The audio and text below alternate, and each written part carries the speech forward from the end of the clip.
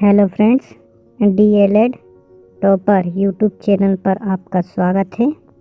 आज हम बात करेंगे case study of child.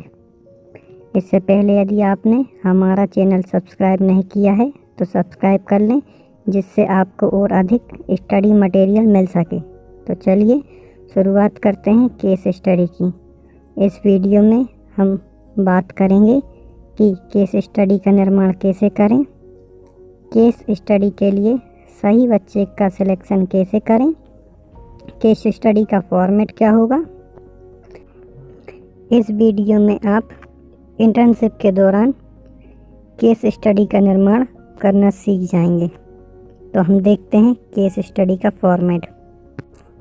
Screen पर आपको जो फॉर्मेट दिखाई दे रहा है वह डीएलएड फर्स्ट ईयर और सेकेंड ईयर दोनों के लिए एक ही फॉर्मेट है।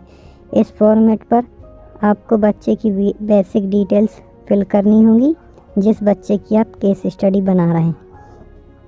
हम बच्चे को कैसे सिलेक्ट करें जिसकी हमें केस स्टडी बनाना है, पहले हम इस विषय पर बात करते हैं।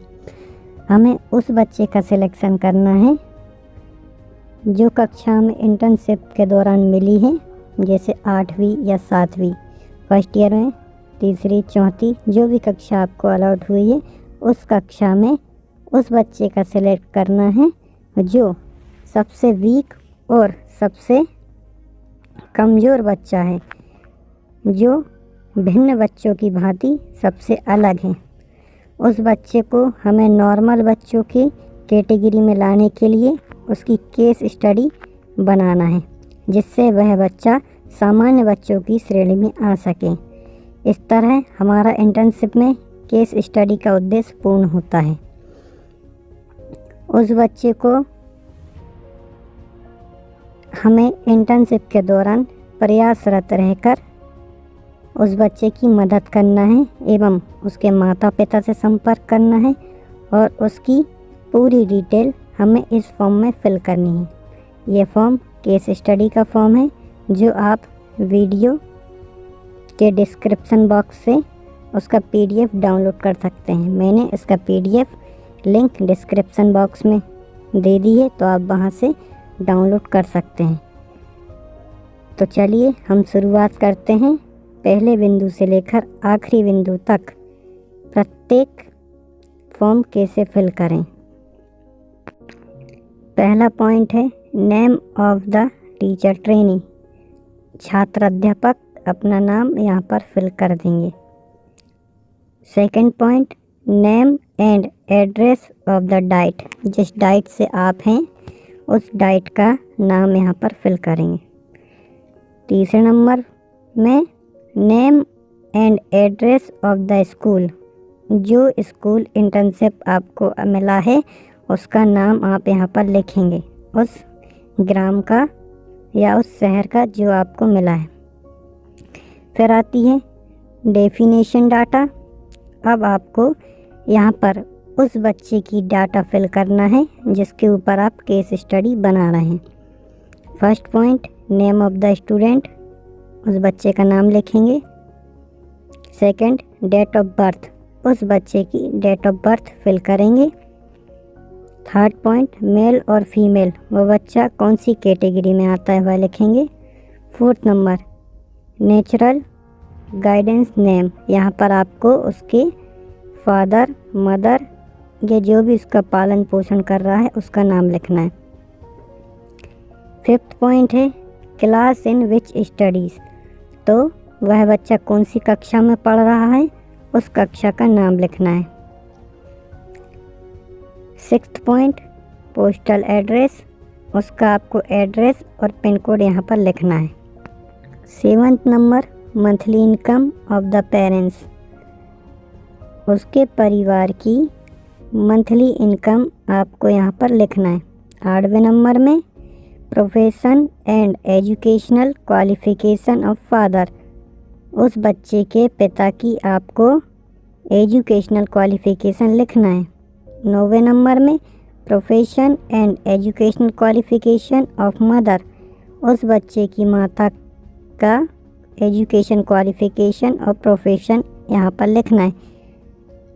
10वें नंबर में भाई और बहन कितने कितने हैं, जैसे 2 भाई हैं और 2 बहन, तो पहले में नंबर ऑफ 4 लिखेंगे, ब्रदर 2 हैं और सिस्टर 2 हैं।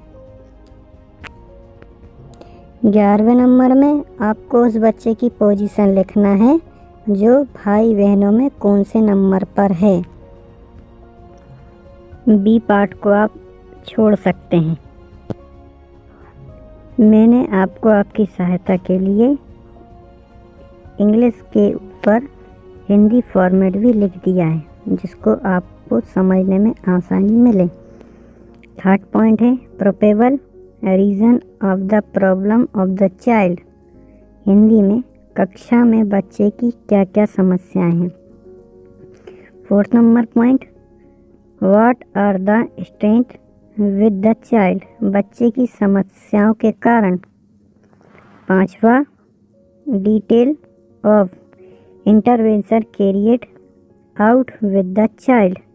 हमने बच्चे को साधारण श्रेणी में लाने के लिए क्या क्या कार्य किए, विवरण। 6th point effect of the intervention. हमारे द्वारा किए गए प्रयासों का परिणाम। अब हम इन चारों पॉइंटों की विस्तृत विवरण देखते हैं। 3rd point probable reason for the problem of the child. कक्षा में बच्चे की क्या क्या समस्या है, तो हम इसका आंसर इस तरह से लिख सकते हैं कि ये बच्चा सभी बच्चों से अलग है और किसी भी बच्चे से बातें नहीं करता, टीचर के पूछने पर आंसर नहीं देता है, फ्रेंड्स एंड इसके क्लासमेट बहुत कम हैं, जो अन्य बच्चों की तुलना में सबसे अलग साबित होता है, टीचर के खड़े करने पर आंसर नहीं देता है और यह रेगुलर क्लास में नहीं बैठता है। तो ये 3rd नंबर में हम ये लिख सकते हैं। यदि इंग्लिश में लिखना हो तो this student close not talk to other student in school, everyone remain isolated and unable to make friend and classmates in the classroom, the teacher stand silently when asked a question, there is not regular present in the class. 4th number point को देखें तो what are the strength with the child. बच्चे की समस्याओं के क्या क्या कारण हैं, तो उसकी समस्या के कई कारण हम लिख सकते हैं या हो सकते हैं, जैसे होम एनवायरनमेंट, घर की समस्या, दूसरे स्कूल से अभी अभी इस स्कूल में एडमिशन लिया हो, जैसे यदि इंग्लिश मीडियम का बच्चा है तो उनने हिंदी मीडियम स्कूल में एडमिशन लिया हो तो उसकी समस्या का कारण हो सकता है, या हिंदी मीडियम का बच्चा इंग्लिश मीडियम में आ जाए तो वह इन समस्याओं का सामना करता है। दूसरी समस्या हो सकती है कि वह स्कूल की एक्टिविटीज़ में पार्टिसिपेट नहीं करता, जैसे फिजिकल एक्टिविटीज़ हुई, खेल हुई, इन सभी गतिविधियों में वह पार्टिसिपेट नहीं करता है। इंग्लिश में देखें तो home environment, take admission in this school in another school so that new friends are not made, not being able to participate in studies, physical activities। 5वां पॉइंट है details of intervention carried out with the child. हमने बच्चे को साधारण श्रेणी में लाने के लिए क्या क्या कार्य किए। 5वें नंबर में हम देखेंगे कि हमने बच्चे की समस्या श्रेणी सुधार में सर्वप्रथम बच्चों के माता पिता से संपर्क किया और उसकी समस्याओं से उसके माता पिता को अवगत कराया। इसके बाद हमने बच्चे को क्लासरूम में सभी बच्चों के साथ फिजिकल गेम ग्रुप में करवाए, जिससे वह बच्चा और अन्य बच्चों के साथ मिला जुला। बच्चों के ग्रुप बनवाए जिनसे वह बच्चा ग्रुप में रहकर सभी से सहपाठिता कर सका। टीचर द्वारा बच्चे को विशेष रुचि कार्य दिए गए जिससे वह उन कार्यों में संलग्न रहा।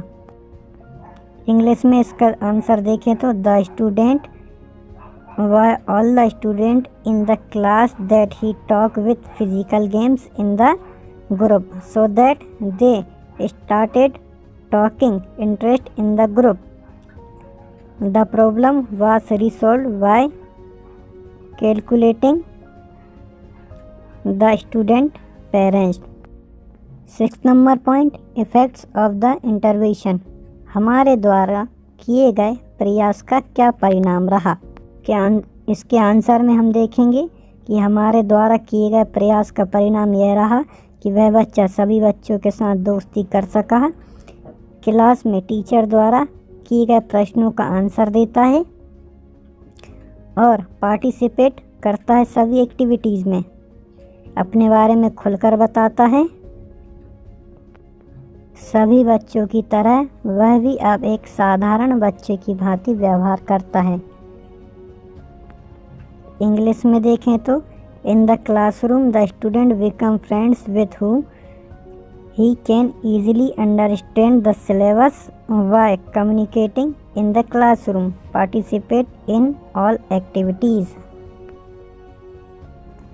इस प्रकार आपने इन चारों पॉइंट की डिटेल से जानकारी प्राप्त की। तो इस तरह आप केस स्टडी का फॉर्मेट तैयार कर सकते हैं।